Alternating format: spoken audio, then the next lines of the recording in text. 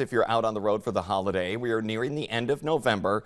That also means we're nearing the end of road construction season. The Minnesota Department of Transportation says work on highways will be winding down over about the next 10 days. Crews were busy, though, with 227 projects this year. Among them, the resurfacing of Highway 197 in Bemidji, resurfacing Highway 75 from Hallock to the Canadian border, and culvert replacement along Highway 171 from Hallock to the North Dakota border as well.